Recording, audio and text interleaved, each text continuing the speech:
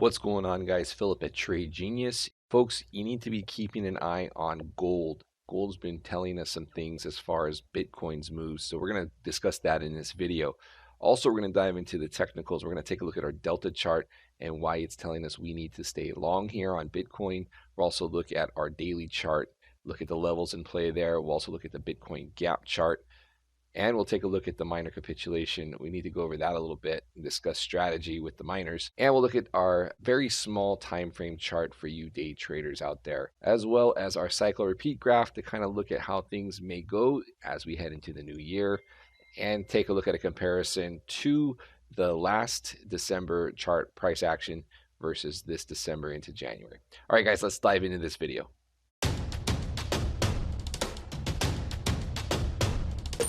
Trade Genius. All right, guys, here is the Bitcoin price chart overlaid with the gold chart, which is this golden orangey line. And what we've noticed recently in the last few months, that gold, this is daily chart, gold will lead the Bitcoin price. So we saw this big drop from 1550s down to the 1480s in gold, and we saw Bitcoin follow suit there down, and then we saw similar price action before the next leg on Bitcoin's drop. And again, this is between that descending price channel, but gold has been leading the move down on these.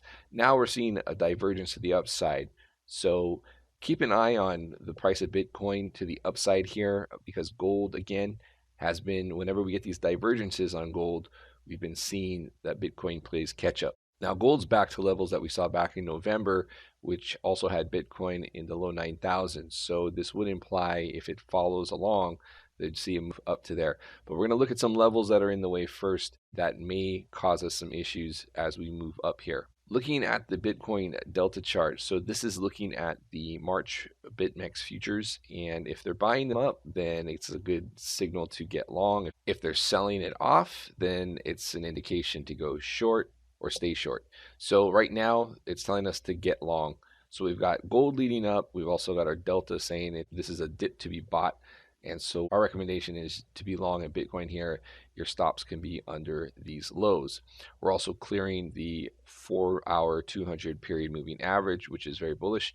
And we're getting above these this moving average pinch, which is also a very bullish sign too. All right, so let's take a look at the daily and 4-hour chart. Daily chart, again, nice move off of the support levels. We've got an alternate daily buy that condition that we're in, so still looking for some upside. Now, the first order of business, we want to get above this 50 period moving average on the daily chart.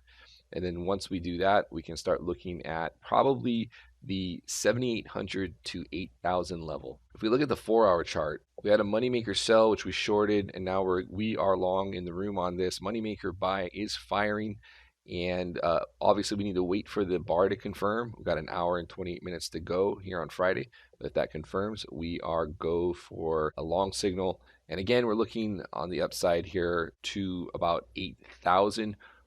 I think is going to be a reasonable target, but again, we have to get through above this resistance here at 7,600. That's going to be a key spot to clear. So that's going to be what we're eyeballing. If you look at the Bitcoin gap chart, we did gap up from the weekend on Monday, and then we closed that gap this week, pulled back to it. But now you see we're bouncing nicely off of the point of control here at 72.24.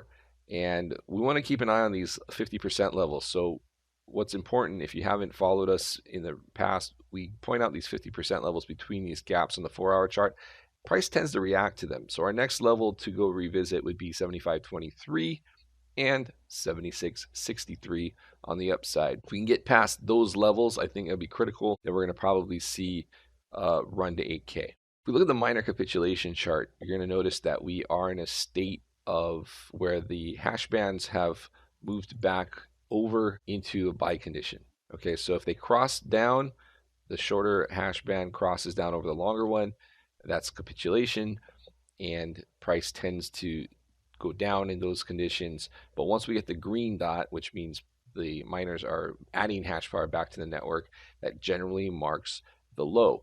So what we want to do is we want to make sure this confirms on the weekly. So if we go to the weekly chart, okay, and this will confirm on Sunday evening if this green dot stays put. It will depend on the on where we close and how the hash power is Sunday evening.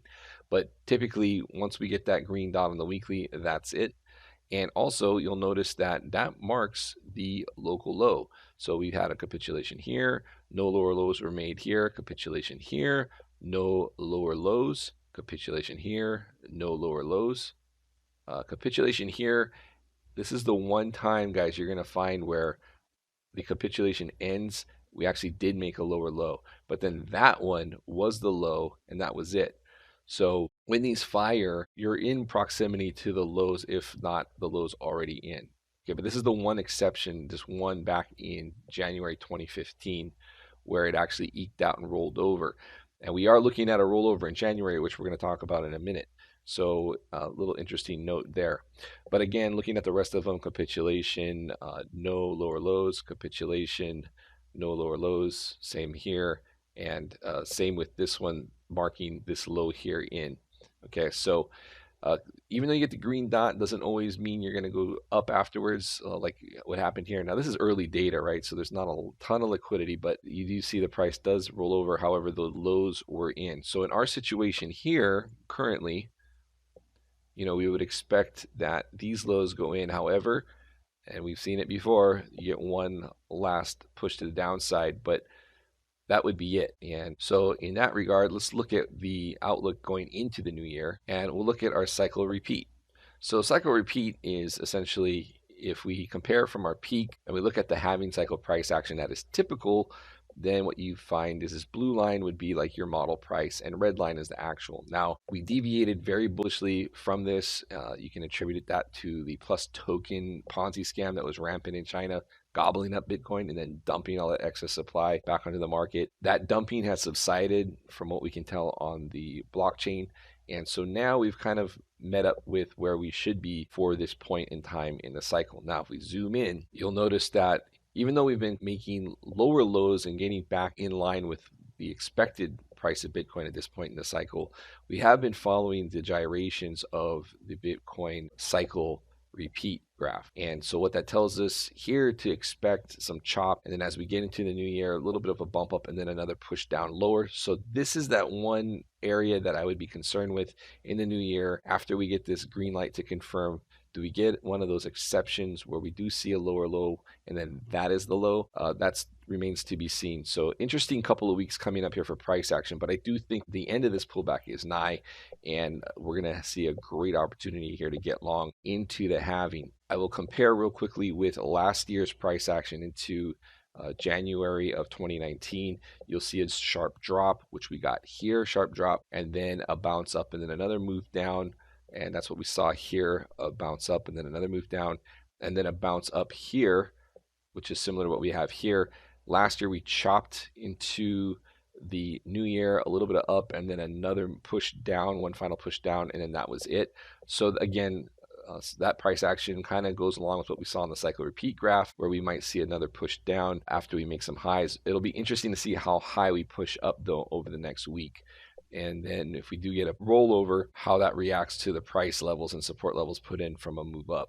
So again, all about whether or not these lows that have been put in, but Bitcoin here are going to maintain, or if we get one more peekaboo test low down. But in any case, we should see the lows here in the next week or two, if not already, and then we start grinding higher. I'll leave you guys with some short-term stuff. Here is our 15-minute chart. You'll notice that we ran right into monthly VWAP. This is the monthly developing VWAP, and we ran right into that on this move up. Any pullback to the 21 EMA is probably going to be a buy on the first attempt. Our volatility indicator is shooting up, not real high. So on a 15-minute chart, I like to see readings above 5 to indicate that we got a real trend going on here.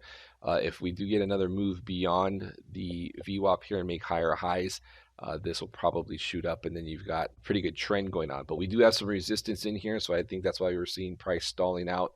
As you can see, this line here has been an area of support and resistance to 73.80.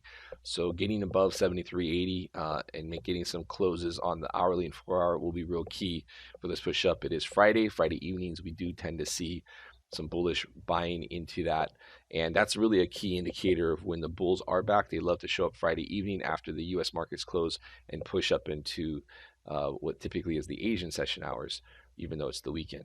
All right, guys. Well, that's it. I'm going to leave you with that. Again, I think gold is giving us a clue, and it's been interesting that these bigger moves on the daily have been leading Bitcoin when they happen on gold, and this is going back to September, and here we are with a big divergence to the upside. So let's see how much more of this move we can get to the upside on Bitcoin. Keep an eye on those levels I discussed, and as long as the delta indicator is staying in this buy mode, the bluish indication, I think that's the right side of the trade to be on until it flips and we get a red condition. And we'll update this on the next video and show you guys where it's at. If you're interested in being in the room with us, where you'll have access to this indicator, we'll show you what the status is every day on the indicator and when it flips. Head over to tradelikeagenius.com. Check out our specials there. All right, guys, thanks for watching. Please hit like and subscribe. I'll see you on the next video. Take care. Bye-bye.